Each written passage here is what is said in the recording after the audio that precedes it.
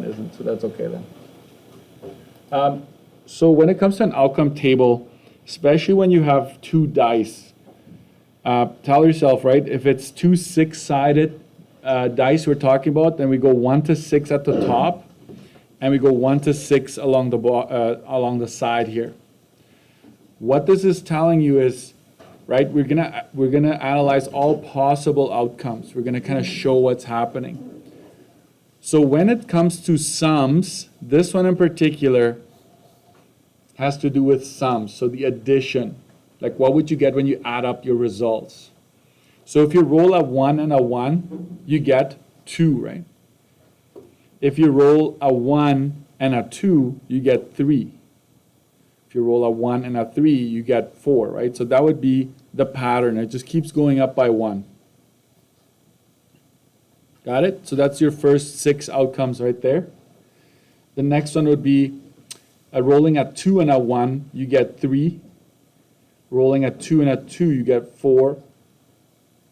Rolling a 2 and a 3, you get 5, and you see the pattern, right? This is just going to go up by 1 again. 6, 7, 8. Like that. This is on page 40. Next, a 3 and a 1 gives you 4.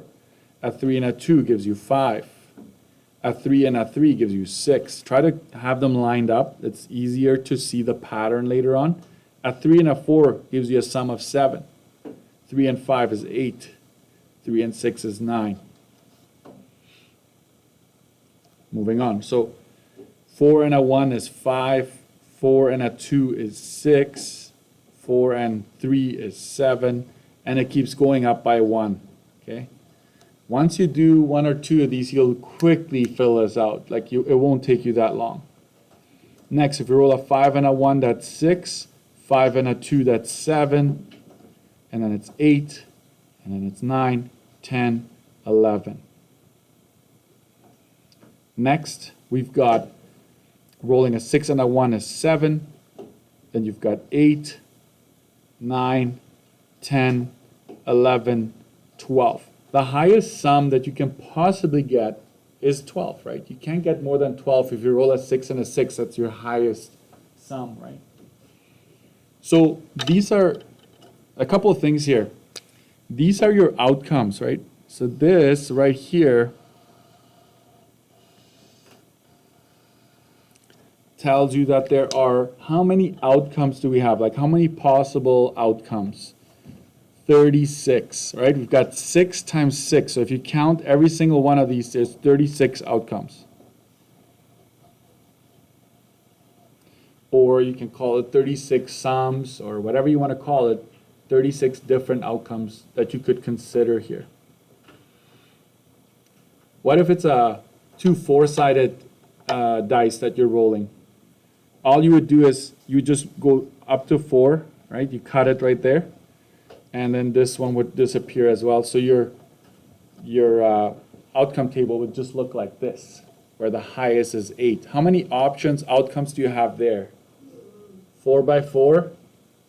16, right? You would have 16 outcomes there.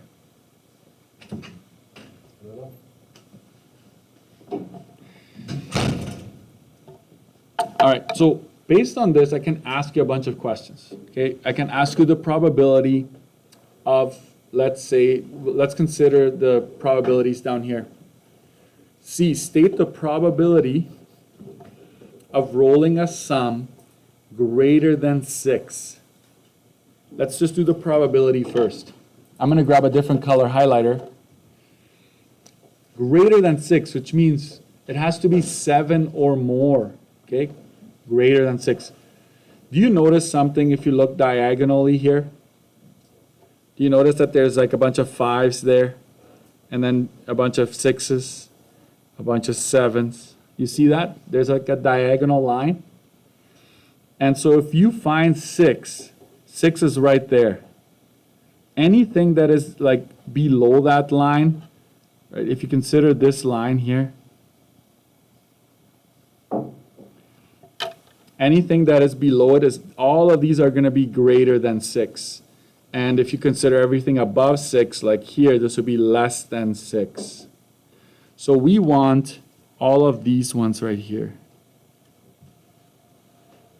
you want to add up how many of those 36 outcomes gives you a sum greater than 6. So we know if you go down here, we know this is going to be out of 36. That is a given. Okay, so you can already start with out of 36 and then just count the outcomes that you're after. 1, 2, 3, 4, 5, 6, 7, 8, 9, 10, 11, 12, 13, 14, 15, 16, 17, 18, 19, 20, 21.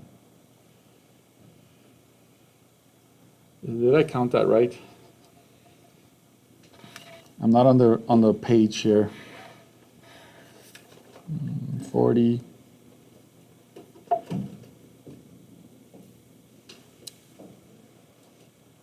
It is greater than 6 would be 21 out of 36. Let me just do.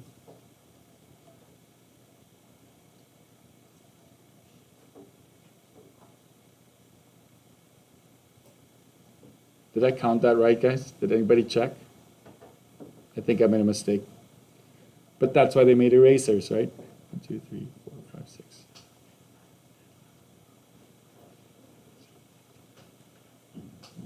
I count 21. You're good. It's 21 out of 36. Let's reduce that. 3 goes into both of them. So I'm going to divide both of them by 3. You can use your calculator trick, absolutely. That would give me 7 over 12. Now you have it reduced. It's just a little easier to work with. That is your reduced fraction. You can confirm with your calculator if you must. Let's turn this to odds. And we're just assuming odds in favor. That's the assumption you're going to make in this booklet. If it just says odds, then it's odds in favor of that happening. So basically you want G6 compared to all the sums that are not going to be greater than 6. We know that from this probability here that 7 represents the number of outcomes that are greater than 6. And over on the other side, what will this be? This will be 12 minus 7, right? That's what's going to go in there. So that's 5. 7 to 5 are the odds of this happening. So there's more times you're expecting a sum greater than 6 than there is a sum that is not greater than 6. Okay, so if you want to, play a game with friends, like, hey, let's bet $10, right? If I roll greater than 6, I win. If it's less than 6, you win. Obviously, you are now on an advantage, right? It's going to happen more often for you. Which sum is most likely to happen? Which one is the one that appears most often? That's basically the one it's asking you for. And if you look carefully, it's the 7, right? There's 1, 2, 3, 4, 5, 6 of them happening. Everything else is less. There's 5 times that you're going to get an 8. 4 times you're going to get a 9. If you go over here, 4 times or 5 times you're going to get a 6. So 7 is the most common sum in this scenario. Okay? So you will say this. 7, a sum of 7. A sum of 7. It happens 6 times. 6, 7. 7, 6. I will use a color for this one. Most likely to happen. Okay, and I'm just going to highlight the 7s there. And if you wanted that as a probability, it would be 6 over 36. Okay. What about this one? I don't know how much card games or dice games you play these days, so I don't know. I used to assume you just know these things. State the probability of rolling doubles. What does that mean, rolling doubles? 2 of the same. right? Two of the same. 2 1s, 2 2s, 2 3s. That's what it's asking for. Where is that happening? I need a different color. Okay. What's the probability of rolling doubles, right? It is happening right here when you get a 2, when you get a 4, when you get a 6, right? You get a 3 and a 3. So this right here is your doubles. Use that color and then highlight doubles. And there's going to be 6 out of 36, which is 1 over 6, which is 0.1667, which is 16.67%. Okay? It's like the best class ever, right? 6, 7. It also asks for odds. Let's review the odds here. Actually, can you write this, like the odds in favor and against of this happening? You choose. You want to use 6 over 36, or do you want to use 1 over 6? I don't care. Write the odds in favor and against of this happening right beside it, somewhere in here. Take a minute to do that. You should have written something down. If I use the 1 over 6 as my go-to, so I'm going from probability to odds. Odds for, it would be 1 to 5. Because remember, both of these should add up to the total, to the 6, right? And against, if you ask for against and you already have odds, just flip it, right? So if it's 1 to 5, then this should be 5 to 1.